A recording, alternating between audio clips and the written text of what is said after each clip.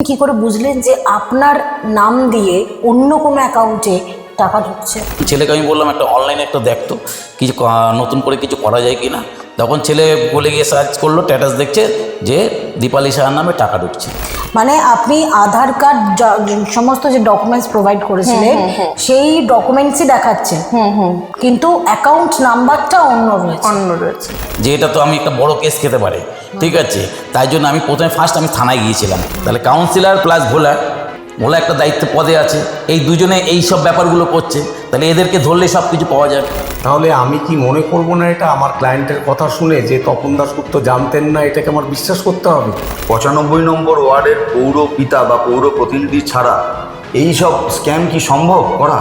যে 2022 সাল থেকে দীপালি দেবী তিনি কিন্তু এই লক্ষ্মীর ভাণ্ডারের সুবিধা পাচ্ছেন। তাহলে বুঝতে পারছেন ফ্রড বা দুর্নীতিটা ঠিক কোন জায়গায় হয়েছে।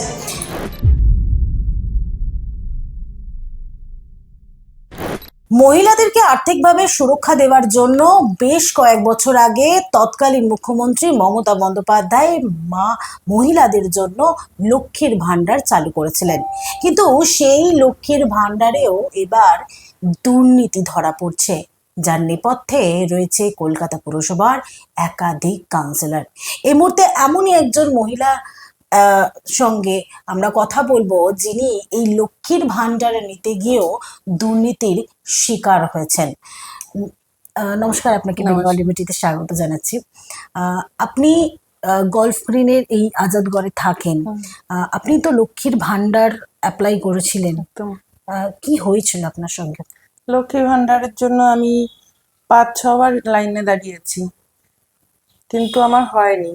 তারপর আমি লাস্ট 22 সনে আমি গিয়েছিলাম, তখন বলেছিল যে পৌরসভার অফিসে গিয়ে কেন হচ্ছে না তার জন্য আবার অ্যাপ্লাই করতে। তো আমি সমস্ত কাগজপত্র ডকুমেন্টস নিয়ে গিয়ে আবার সাবমিট করেছি, ওখানে জমা দিয়েছি। জমা দেওয়ার পরে ওনারা আমাকে বলেছে যে ঠিক আছে, এরপরে একটা মোবাইলে সে চলে আসবে। তো আমার আসেনি।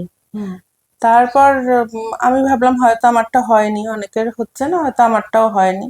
আমরা চুপচাপ হয়ে গেছিলাম, কেননা এতবার গিয়েছি, আমার পক্ষে সম্ভব না আর না।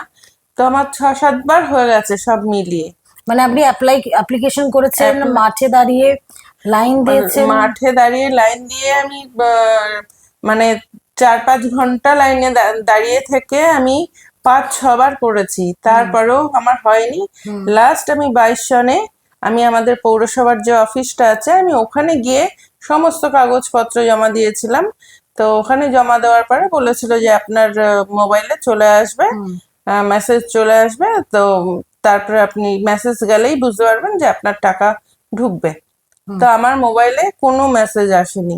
তাহলে হঠাৎ করে বুঝলেন কি করে যে আপনার যে documents, Aadhaar card, voter card, PAN card, যে সমস্ত ডকুমেন্টস এই লক্ষ্মীর ভাণ্ডার প্রকল্পের জন্য লেগেছিল, তার পরবর্তীকালে আপনি কি করে বুঝলেন যে আপনার নাম দিয়ে অন্য কোনো অ্যাকাউন্টে টাকা ঢুকছে? আমি সেটা বুঝতে পারলাম এই কারণে, খুব বেশি দিন আগের ঘটনা না, ফেব্রুয়ারি মাসেই তো আমার হাজব্যান্ড ফেসবুক খুলে দেখছিল, দেখার পরে তখন দেখেছে যে ফেসবুকে এরকম লক্ষ্মী ভাণ্ডারের সব আসছে। তো আমার ছেলেকে নিয়ে দেখায় যে দেখ তো শোনা, যে এটা আবার হচ্ছে, হবে কিনা, তোর মার জন্য আবার অ্যাপ্লাই করা যাবে কিনা অনলাইনে দিয়েছে, দেখ তো এটা। তো আমার ছেলে যখন গুগল সার্চ করে দেখলো, ও আমার আধার কার্ড সব দিয়ে যখন নাকি ওখানে সার্চ করেছে, তখন দেখছে আমার 22 সন থেকে স্টার্ট হয়ে গেছে, আমার অ্যাকাউন্টে টাকা ঢুকছে। বাট আমার অ্যাকাউন্টে ঢোকেনি টাকাটা, অন্য অ্যাকাউন্টে টাকাটা ঢুকছে। মানে আপনি আধার কার্ড সমস্ত যে ডকুমেন্টস প্রোভাইড করেছিলেন সেই ডকুমেন্টসই দেখাচ্ছে, কিন্তু অ্যাকাউন্ট নাম্বারটা অন্য রয়েছে। এ বিষয়ে থানায় কোনো কমপ্লেন করেছেন? গলফ গ্রিন থানায় গিয়েছিলাম, কিন্তু ওনারা নেননি। আমরা কাউন্সিলরের কাছেও গিয়েছিলাম, কাউন্সিলরও ফিরিয়ে দিয়েছে, বলেছে যে ব্যুরোতে যেতে। তো ব্যুরোতে আমার হাজবেন্ড গিয়েছিল, তো আমিও গিয়েছিলাম আমার হাজবেন্ডের সাথে। তো আমার ওখানেও হয়নি, বলেছে যে আপনারা এখানে আগের টাকা পয়সা কিছুই আপনারা পাবেন না, অ্যাকাউন্টটা শুধু চেঞ্জ করে দিন, তাহলে অ্যাকাউন্টে, নতুন অ্যাকাউন্টে, আপনার ওয়াইফের অ্যাকাউন্টে টাকাটা আসবে, নতুন করে একটা অ্যাকাউন্ট দিয়ে দিন। তার জন্য আমাদের কোথায় পাঠালো ওটা, স্প্ল্যানেডের ওখানে, ওই অফিসে, বড় অফিসে পাঠিয়ে দিয়েছে। তো আমরা ওখানেও গিয়েছিলাম, ওখানেও যাওয়াতে ওখানেও আমাদের হচ্ছে না, কেউ নিচ্ছে না, বললো এখন স্টার্ট হয়নি, কিছু হয়নি, এইসব অনেক রকম কথাবার্তা বলে আমাদের ঘুরিয়ে দিচ্ছে। খুব অদ্ভুত একটা বিষয়, এই কলকাতা কর্পোরেশনের অন্তর্গত যে 95 ওয়ার্ডের কাউন্সিলর, তৃণমূল কাউন্সিলর তপন দাশগুপ্ত, তার বিরুদ্ধে একটা গুরুতর অভিযোগ করছেন। গত 4 বছর আগে অর্থাৎ 2022 সালে যখন দীপালি দেবী তিনি যখন অ্যাপ্লিকেশন করেন তার লক্ষ্মীর ভাণ্ডারের জন্য, প্রায় 7 থেকে 8 বার তিনি অ্যাপ্লিকেশন করেছেন, কিন্তু প্রত্যেকবারই রিজেক্ট হয়েছে। এবং এবছর অর্থাৎ 2026-এর জানুয়ারি মাসে তারা যখন পুরোটা দেখেন, আবারও অ্যাপ্লিকেশনের জন্য তারা অনলাইন অ্যাপ্লিকেশন করার চেষ্টা করেন, সে সময়ও দেখা যায় যে 2022 সাল থেকেই দীপালি দেবী তিনি কিন্তু এই লক্ষ্মীর ভাণ্ডারের সুবিধা পাচ্ছেন। তাহলে বুঝতে পারছেন ফ্রড বা দুর্নীতিটা ঠিক কোন জায়গায় হয়েছে। আপনার ওয়ার্ডের কাউন্সিলর তপন দাশগুপ্ত, যিনি 95 ওয়ার্ডের কাউন্সিলর, বারংবার ধরে আপনি অ্যাপ্লিকেশন করেছেন এবং এখন আপনি জানতে পারছেন আপনার নামে লক্ষ্মীর ভাণ্ডার ইতিমধ্যেই চালু হয়ে গিয়েছে। কাউন্সিলর কি এখানে ভূমিকা রয়েছে? নিশ্চয়ই আছে, তা না তো এত বড় একটা ব্যাপার তো হতে পারে না। আমার সাথে এরকম দুর্নীতি হয়েছে, আমি প্রতারিত হয়েছি। তো যাই হোক, সেটা আমি খুব বেশি দিন আগে জানতে পারিনি, কয়েক মাস আগে ফেব্রুয়ারি মাসে আমি জানতে পেরেছি। নিশ্চয়ই তাদের মদত ছিল, যার জন্যই এই রকম হয়েছে, আমার সাথেই হয়েছে এটা। কি মনে হয় যে শুধুমাত্র আপনার সঙ্গে নাকি এর পরে আরো অনেকের সাথে তাহলে এই আরো ঘটনা অনেকের ঘটতে পারে? সাথে যদি হতে আপনার পারে। সঙ্গে এই ঘটনাটা ঘটে, আমার সাথে যেরকম হয়েছে বোধহয় আরো অনেকের সাথে এরকম হয়েছে, আমি সঠিক বলতে পারবো না, কিন্তু বোধহয় হয়েছে। এই কাউন্সিলরের কাছে গেছেন যখন এই ইনফরমেশনটা আপনি পেয়েছেন যে আপনার নামে লক্ষ্মীর ভাণ্ডার চলছে এই মুহূর্তে, সেই ইনফরমেশনটা পেয়েছেন, মানে কাউন্সিলরকে জানিয়েছেন? না, কাউন্সিলরকে তো আমরা চিঠি দিতে গিয়েছিলাম, জানাতে গিয়েছিলাম, উনি সেই চিঠি দেখেছেন, দেখে আমাদের চিঠি গ্রহণ করেননি। তারপর আমরা ওখান থেকে বলেছে যে ব্যুরোতে যেতে, তো আমরা ওখানেও গিয়েছিলাম। তারপর আমরা থানায়ও গিয়েছিলাম, থানাতেও নেয়নি। তো সব জায়গা দিয়ে ফিরিয়ে দিয়েছে আমাদেরকে। এই মুহূর্তে আমার হাতে সেই ইনফরমেশন রয়েছে, সেই চিঠি রয়েছে, যেখানে দীপালি দেবীর তরফ থেকে গল্ফ গ্রিন থানায় একটা অভিযোগ দায়ের করার জন্য একটা কমপ্লেইন লেখা হয়েছিল, কিন্তু থানা সেই কমপ্লেইন গ্রহণ করেনি। এবং যেখানে 9/2/2026 অর্থাৎ 9 ফেব্রুয়ারি 2026-এ এই কমপ্লেইন জমা দেওয়ার কথা ছিল, কিন্তু সেই কমপ্লেইন জমা নেননি সেই পুলিশ অফিসাররা। পরবর্তীতে অর্থাৎ 26শে ফেব্রুয়ারি ফের আরও একটা কমপ্লেইন জমা দেন, সেটা বড় অফিসে জমা দেন এবং সেই কমপ্লেইনটা গৃহীত হয়েছে। কিন্তু এখন প্রশ্ন উঠছে যে এভাবেই এই যে বালি কয়লা চুরি বা শিক্ষাক্ষেত্রে দুর্নীতি, চাকরি ক্ষেত্রে দুর্নীতি, এই সমস্ত ক্ষেত্রে দুর্নীতিতে আবারও আরও একটা নাম সংযোজন হলো লক্ষ্মীর ভাণ্ডার। কি বলবেন, এইভাবে যে একটা দুর্নীতির শিকার কখনো হবেন? আপনার ফ্যামিলি, আপনার স্ত্রী দীপালি দেবী হয়েছেন, কখনো ভেবেছেন? আমি নিজে কখনো ভাবতে পারিনি এরকম আমাদের 95 ওয়ার্ডে এরকম এত বড় একটা স্ক্যাম চলছে, সেটা আমি বুঝতে পারিনি। যখন লক্ষ্মীর ভাণ্ডার যখন শুরু হয়েছিল তখন আমি বললাম যে এটা করছো, কিন্তু হবে কি হবে না জানি না, কিন্তু তুমি তাও যাচ্ছ, যখন যাও। এই করে করে 5 বার 6 বার গেছে, ঠিক আছে। এবার যাওয়ার পরে যতবার যাচ্ছে মেসেজ আসছে না, আর আমি আমাকে বারবার বলছে ব্যাংকে যেতে, ব্যাংকের বই আপডেট করতে। ব্যাংকের বইতে গিয়ে দেখছি এখন টাকাই ঢোকেনি। তারপরে আবার আমার এক বন্ধু আছে, শান্তনু বলে একটা আমার বন্ধু আছে, সেই বন্ধু আমাকে বললো, শঙ্কর তুই তোর ওয়াইফের লক্ষ্মীর ভাণ্ডারটা কেন করছিস না? আমি দেখ হচ্ছে না যখন কেন করব, বারবার যাচ্ছি, বারবার একটা মানুষকে একটা স্পাইনের একটা অপারেশন হয়েছে, তাকে বারবার নিয়ে যাচ্ছি, এটা তো হতে পারে না। বা তুই কর, এবার আমি করে দিচ্ছি, ঠিক আছে।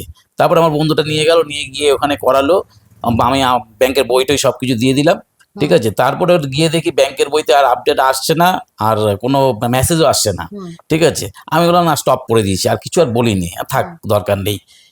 এর মধ্যে দেখি লক্ষ্মীর ভাণ্ডারের অনলাইন স্টার্ট হয়েছে। যখন নাকি অনলাইন যখন স্টার্ট হয়ে গেল, তখন আমি দেখছি যে নতুন করে কিছু করা যায় কিনা অনলাইনে, বারবার তো লাইন দিয়ে করেছে, একে যেতে হবে না, অনলাইনে করবো। তখন ছেলেকে আমি বললাম একটা অনলাইনে একটা দেখতো কিছু নতুন করে কিছু করা যায় কিনা।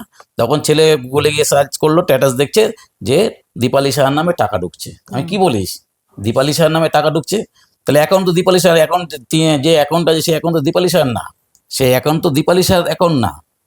তখন দেখি অন্য অন্য অ্যাকাউন্ট, মানে SBI অ্যাকাউন্ট, মানে ডকুমেন্ট সমস্ত কিছু রয়েছে, ব্যাংক অ্যাকাউন্ট অন্য অন্য নামে। ব্যাংক অ্যাকাউন্টটা অন্য লোকের, কিন্তু আমার আধার কার্ড যখন শো করছে, আধার কার্ড দিয়ে যখন সব বের করছে, তখন দেখা যাচ্ছে ব্যাংকের অ্যাকাউন্টটা অন্য লোকের, টাকাটা আমার দীপালি স্যার আমার ওয়াইফের অ্যাকাউন্টে কিন্তু এই ঢুকছে না। এত বড় একটা ভুল কি করে হতে পারে, তাও 4-5 বছর হ্যাঁ, ধরে?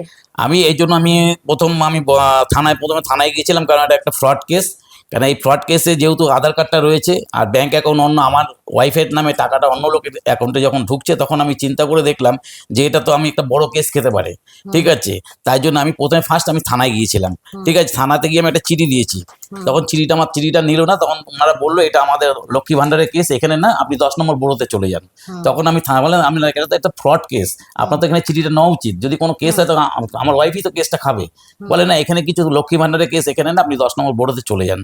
তখন আমি চিঠিটা নিয়ে আবার 10 নম্বর বোরোতে চলে গেলাম। এবার বোরোতে গিয়ে যখন আমি বললাম এরকম ব্যাপার, তখন উনি আধার কার্ড দিয়ে উনি কম্পিউটারে সব দেখে সব কিছু করলো, বলে আপনি 2 দিন বাদে আসুন। আবার 2 দিন বাদে গেলাম, আবার দেখলো, বলে উনি নেই, আপনি আবার 2 দিন বাদে আসুন। এই করে করে আমি 3-4 বার ঘুরিয়েছে। তখন আরেকদিন যখন গেলাম, তখন উনি বললো যে ডেপুটি ম্যানেজারকে একটা চিঠি দিন। তখন আমি একটা ডেপুটি ম্যানেজারকে একটা চিঠি দিলাম। এই ডেপুটি ম্যানেজারকে একটা চিঠি দিয়েছি, প্লাস ওর স্ট্যাটাসের যে টাকাটা ঢুকছে সেই পুরো ব্যাপারটা আমি পুরো ওনাদেরকে দেখালাম। ঠিক আছে, আচ্ছা। তখন উনি আমাকে স্ট্যাম্পটা আমাকে মেরে দিল। এবার মেরে দিয়ে আমি নিয়ে চলে এসেছি। এবার তো কদিন বাদে খবর নিতে বলেছে, এই খবর নিতে গিয়ে 2-3 বার আমাকে ঘোরালো। ঠিক আছে, এবার আমারও তো একটা কাজের ব্যাপার থাকে না, আমার মধ্যবিত্ত, তারপরেও কিন্তু কোনো রকম ভাবে কোনো সুরা পাইনি। সুরাহা হয়নি। তখন আমি যখন গেলাম, গিয়ে বললাম কি ব্যাপারটা কি আপনার, বলে আপনার হেড অফিস থেকে আসেনি। আলাম, এতদিন ধরে আপনার হেড অফিসে আসছে না, আপনি অ্যাকাউন্টটা কেন বন্ধ করতে পারছেন না? যেহেতু লিঙ্ক হয়ে রয়েছে, আপনি এটা বন্ধ করুন, এটা তো ফ্রড কেস চলছে। তখন উনি বললো, তাহলে না, হেড অফিস থেকে কিছু না করলে তো আমরা কিছু করতে পারছি না। তাহলে হেড অফিসে আপনি আমার ঠিকানাটা দিন। কি মনে হয় যে এই আপনার স্ত্রীর সমস্ত ডকুমেন্ট ব্যবহার করে এই যে একটা স্ক্যাম হয়েছে বা এই যে একটা দুর্নীতি হয়েছে, এটার সঙ্গে কি সরাসরি ভাবে কাউন্সিলর? এখন ব্যাপারটা যে 95 ওয়ার্ডের যে দায়িত্বটা থাকে, সেটা কাউন্সিলর, প্রথম কথা হচ্ছে কাউন্সিলরের থাকে। ঠিক আছে, আমি সেই চিন্তা ভাবনা করে কাউন্সিলরকে আমি একটা চিঠি দিতে গেছিলাম। এই হচ্ছে কাউন্সিলরের চিঠি। ঠিক আছে, কাউন্সিলরকে আমি একটা চিঠি দিয়েছিলাম। কাউন্সিলর আমাকে পরিষ্কার বলে দিল যে এই ব্যাপারটা আমাদের এখানে হবে না, এটা তুমি 10 নম্বর বোরোতে চলে যাও। থানায় গেছি। মানে এই মুহূর্তে জনতা হচ্ছে ফুটবল, একবার আপনাকে থানা, একবার বলা হচ্ছে বড় অফিস, একবার কাউন্সিলর, আবার বলছে বড়, এই চলছে। লাস্টে আমি হেড অফিসে যখন গেলাম, হেড অফিসে দেখানোর পরে হেড অফিস থেকে আমাকে বললো আপনি 20 তারিখের পরে আসুন। আলাম, দেখুন স্যার, এরম ভাবে ঘুরছে, সবকিছু হচ্ছে। এবার আমি পরিষ্কার কথা, যদি পরিষ্কার করেন তো করুন, না করলে কান টানলে কিন্তু মাথা আসবে, এই কথা আমি বলে আসলাম। কান টানলে কিন্তু মাথা আসবে। আমার কিন্তু হ্যারাসমেন্ট হচ্ছে, কিন্তু আমি এটাকে বন্ধ করতে বলেছিলাম আগে। এই মাসেও কিন্তু টাকা, এরা ভোটের আগের মাসে টাকা ঢুকেছে, আপনার কোনো কিছুই করছেন না। এরপরে জিনিসটা আমি অন্যদিকে মন নেব। তখন ওনার বললো যে ঠিক আছে, আপনি 20 তারিখের পরে আসুন। আমি গেছিলাম, যাওয়ার পরে বলছে এখনো পোর্টাল খোলেনি। বলে এখনো কোনো পোর্টাল খোলেনি, আপনি 1 মাস বাদে আসুন। ঠিক আছে, আমরা 1 মাস বাদে আসলে তো আপনার সেই তো আবার অন্নপূর্ণা ভান্ডার চালু হয়ে যাচ্ছে, তাহলে এই টাকাটা তো ওনার হাতে গিয়ে পড়বে, তাহলে দীপালি সালা পাচ্ছে না এই ব্যাপারটা। তাহলে এই স্ক্যামটা যে হচ্ছে, বড় স্ক্যামটা হচ্ছে, তাহলে আমাদের 95 ওয়ার্ডের যে কাউন্সিলর, তার দায়িত্ব ছিল, আর তার সাকরের যে আছে সে হচ্ছে ভোলা, আমার 95-এর দায়িত্ব আছে। তাহলে কাউন্সিলর প্লাস ভোলা একটা দায়িত্ব পদে আছে, এই দুজনে এই সব ব্যাপারগুলো করছে, তাহলে এদেরকে ধরলে সব কিছু পাওয়া যাবে, আমি এটা মনে করি। আইনি পথে যাচ্ছে, আমি আইনের পথে যাব। কেন, আমার যে জিনিসটা হয়েছে এটা ফ্রড হয়েছে, আমি দুর্নীতির বিরুদ্ধে আমি প্রতিবাদ করতে চাইছি। আমি উচিত কথা আমি কাউকে ছাড়বো না, যেটা ন্যায্য জিনিস হবে সেইটাই আমি করব। তাতে যদি যতদূর যেতে হবে আমি সেই পর্যন্ত আমি যাব। আমার ন্যায্য বিচার চাই। আর যে অ্যাকাউন্টে টাকাটা যারা করিয়েছে তাদেরকে শাস্তি চাই, আর যে টাকাটা নিয়েছে তারও আমি শাস্তি চাই।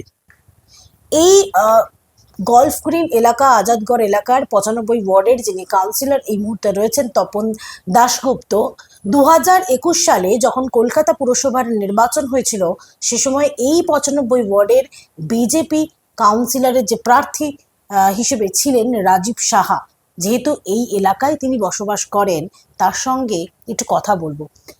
আপনি 95 নম্বর ওয়ার্ডেই থাকেন, হ্যাঁ, আমার 95 নম্বর ওয়ার্ডের আজাদগড়ে আমি বসবাস করেন, এবং একটা অভিযোগ উঠছে এই 95 ওয়ার্ডের কাউন্সিলরের বিরুদ্ধে যে মহিলাদের যে টাকা দেওয়া, অর্থাৎ এই লক্ষ্মীর ভাণ্ডার, সেই লক্ষ্মীর ভাণ্ডার নিয়েও দুর্নীতি হয়েছে। এ প্রসঙ্গে আপনি কিছু তথ্য বা কিছু জানেন? শঙ্কর সাহা আমাদের আজাদগড়েই থাকে। আমি যেখানে থাকি আমার বাড়ির ঠিকানা 3/25 আজাদগড়, কলকাতা 40। আর এই অভিযোগটা প্রথমে আমার কাছে যিনি করেছেন তার নাম শঙ্কর সাহা, তার বাড়ির ঠিকানা 3/48 আজাদগড়, কলকাতা 40। মানে 25 থেকে 48-এ যদি যান তাহলে আমার থেকে 23টা বাড়ির পরে তার বাড়ি, মানে আমার প্রতিবেশী, আমার একই পাড়াতেই আমরা থাকি। তো শঙ্করদা আমার পাড়ার দাদা, আমার থেকে সিনিয়র, ছোটবেলা থেকেই তাকে আমি চিনি, সেও আমাকে চেনে, তাকে আমি দাদা বলেই সম্বোধন করি।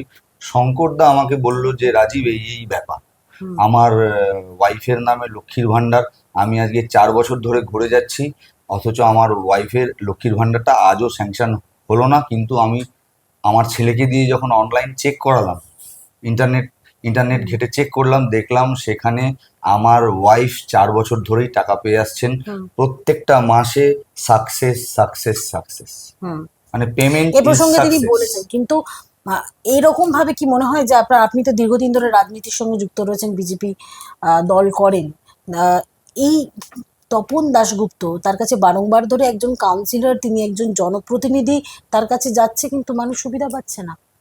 দেখুন, আজাদগড়ে শুধু আমি বলবো না, সমগ্র 95 নম্বর ওয়ার্ড তথা সমগ্র বাংলা জুড়ে এই একই জিনিস তৃণমূল কংগ্রেস কায়েম করেছে। এটা একটা র্যাকেট চলছে, মানে দুর্নীতির র্যাকেট, মানে দুর্নীতি আর তৃণমূল হচ্ছে গিয়ে সমার্থক। দীপালিদি বলছে, বাবু দেখ আমার এই এই অবস্থা, আমার 4 বছর ধরে আমার অ্যাকাউন্টে টাকা ঢুকছে, অথচ আমি 1 টাকাও পাইনি। আমি যতবারই গেছি 5-6 ঘন্টা ধরে লাইনে দাঁড়িয়েছি প্রত্যেকবার, তথাপি আমার অ্যাকাউন্টে আমাকে প্রত্যেকবারই ফিরিয়ে দিয়েছে, বলছে যে এখনো হয়নি, আপনারটা হয়ে যাবে, অথচ তার অ্যাকাউন্টে টাকা। এই স্ক্যামের সাথে কারা জড়িত? আপনি কি মনে করেন এই যে র্যাকেট, এই র্যাকেট এবং এই যে দুর্নীতি আমার ওয়ার্ডে হচ্ছে, আমাদের ওয়ার্ডে হচ্ছে, 95 নম্বর ওয়ার্ডে হচ্ছে, 95 নম্বর ওয়ার্ডের পৌর পিতা বা পৌর প্রতিনিধি ছাড়া এই সব স্ক্যাম কি সম্ভব করা? আমি এই গত 4 দিন আগে এই দীপালিদির কেসটা জানার পরে, মানে দীপালি সাহার কেসটা জানার পরে, আমি একটি ফেসবুক পোস্ট করেছিলাম এই সম্বন্ধে, এই বিষয়ক একটি পোস্ট করেছিলাম আমার প্রোফাইল থেকে। তো আমাকে সেখানে 3 জন মানুষ আমাকে সেখানে জানিয়েছে তাদের সাথেও এই একই ঘটনা ঘটেছেন। তাদের মধ্যে শুভদীপ ঘোষ, তার মায়ের সাথে এই একই ঘটনা ঘটেছে। তার মায়ের সেও চেক করে দেখেছে যে তার মায়ের অ্যাকাউন্টে টাকা ঢুকছে, অথচ মানে মায়ের নাম করে সমস্ত ডেটাগুলো তো তারা নিচ্ছে, আধার কার্ডের জেরক্স, ভোটার কার্ডের জেরক্স, সমস্ত প্যান কার্ড, এইসব সমস্ত কিছু নিয়ে, ফোন নাম্বার নিয়ে তারা অন্য একটা ফোন নাম্বার জেনারেট করে ওই নামেই একটা অ্যাকাউন্ট করছে, যার খবর এরা পাচ্ছে না, এইসব বেনিফিশিয়ারি যারা তারা পাচ্ছে না। আর ওই অ্যাকাউন্টগুলোর অ্যাক্সেস তাদের, মানে তৃণমূলের যারা র্যাকেটের যারা আছেন তাদের কাছেই আছে, তারা সেই টাকাগুলো তুলছে। তো এরকম একটি ঘটনা আমাকে শুভদীপ ঘোষ, যিনি বাঁশদ্রোণী সোনালী পার্কে থাকেন, ওনার মার সাথেও এই একই ঘটনা 3 বছর ধরে হচ্ছে। সেটা কি 95 নম্বর ওয়ার্ডের মধ্যে পড়ে? না, বাঁশদ্রোণী সোনালী পার্ক ওটা আপনার পড়ছে গিয়ে 112 নম্বর ওয়ার্ড।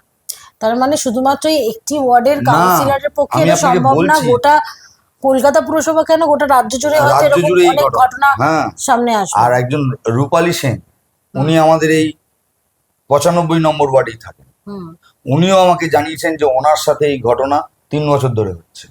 লক্ষ্মীর ভাণ্ডার নিয়ে ইতিমধ্যেই যে দুর্নীতি শিকার হচ্ছেন আম জনতা, যেখানে শহর কলকাতারই কলকাতা পুরসভার অন্তর্গত 95 নম্বর ওয়ার্ড থেকে শুরু করে 112 এই একাধিক জায়গায় এই মুহূর্তে দুর্নীতির খবর সামনে আসছে। আমি আইনজীবীর সঙ্গে কথা বলার চেষ্টা করব। আচ্ছা, এই যে লক্ষ্মীর ভাণ্ডার নিয়ে যারা মহিলারা রয়েছেন, তারা যখন অ্যাপ্লিকেশন করছে, 2022 কেউ 2023 সালে অ্যাপ্লিকেশন করছে, তারা ডকুমেন্টস দিচ্ছেন, এই মুহূর্তে তারা অনলাইনে যখন দেখতে পাচ্ছেন তারা টাকা পাচ্ছেন, কিন্তু তাদের অ্যাকাউন্ট নয়, টাকা অন্যের পাচ্ছেন অ্যাকাউন্ট। না, তারা পাচ্ছেন ডকুমেন্টসে কিন্তু- নেটে দেখাচ্ছে টাকা পাচ্ছে, হ্যাঁ, কিন্তু অন্যের অ্যাকচুয়ালি ওনারা অ্যাকাউন্টে, বেনিফিশিয়ারি নন। অন্যের অ্যাকাউন্টে। এটা কি, কিভাবে এটা, মানে এটার জেরে কি তারা কোনো রকম ভাবে ফাঁসতে পারেন বা কোনো রকম ভাবে তারা কোনো কেস খেতে পারেন? কেস হতেই পারে ওনাদের এগেনস্টে, যে ওনারা কেন লিগ্যাল অ্যাকশন নেননি জানার পর। হুম, আমি যখন জানলাম যে আমার নামে টাকা, সরকারি টাকা বেরোচ্ছে, কিন্তু আমি টাকাটা আমার ঘরে ঢুকছে না, হুম, তাহলে আমার প্রথম এবং প্রধান করণীয় কাজটা কি? সেটা হচ্ছে পুলিশ স্টেশনে কমপ্লেনটা রেজ করা। হুম, এবার আমার ক্লায়েন্ট পুলিশ স্টেশনে বহুবার গিয়েছিলেন, কিন্তু পুলিশ অ্যাডহিয়ার করেননি, হুম, পাত্তাই দেননি এবং গুরুত্বও দেননি। হুম, এবার আমার কাছে এসছেন ওনারা। আমি এই ম্যাটারটাকে আজকে ইভিনিংয়ের পর আমি গল্ফগ্রিন থানায় নিজে পার্সোনালি যাব ক্লায়েন্টকে নিয়ে কমপ্লেন রেজ করার জন্য, এবং এটা যাতে এফআইআর হয়ে খুব দ্রুত এর ইনভেস্টিগেশন চালু হয় এবং এর শেষ পর্যন্ত পৌঁছানো যায়, তার জন্য আমি যা লিগ্যাল স্টেপ নেওয়ার বা লিগ্যাল অ্যাকশন নেওয়ার সেটা আমি আমার ক্লায়েন্টের on behalf of my client আমি সেটা নেব। এই- এবং যেই কমপ্লেনটা আমি করছি তাতে যে সেকশনগুলো আমি রেজ করছি সেটা আমি আগে আপনাকে বলে দিই। হুম, সেটা হচ্ছে 316 ইনার ব্র্যাকেটে 5 Bharatiya Nyaya Sanhita 2023, hmm, criminal breach of trust by public servant or by banker, merchant or agent, hmm, first section. Hmm, second section, section 318 of the Bharatiya Nyaya Sanhita 2023, cheating, যেটা আগে 420 ছিল আইপিসিতে। Hmm, section 319 of the Bharatiya Nyaya Sanhita, cheating by personation. Hmm. Section 336 of the Bharatiya Nyaya Sanhita 2023, forgery. Section, এই যে ধারাগুলো হ্যাঁ, যেগুলো put করছেন, যেগুলো এফআইআর করছেন, এই এফআইআর কার বিরুদ্ধে হচ্ছে? এফআইআর কার বিরুদ্ধে? এফআইআর আমার ক্লায়েন্টের ভার্সন অনুযায়ী আমাকে এফআইআরটা তৈরি করতে হবে এবং তার অনুযায়ী আমাকে কাজ করতে হবে hmm, as per version of my client. Hmm, তো ওনাদের ভার্সন অনুযায়ী দুজনকে ওরা সাসপেক্ট করছেন যে দুজন না জানা অবস্থায় এই ফরজারি হতে পারে না। হুম, একজন হচ্ছে এই ওয়ার্ডের কাউন্সিলর, হুম, যিনি আগে বড় চেয়ারম্যান ছিলেন, তার নাম হচ্ছে মিস্টার তপন দাশগুপ্ত।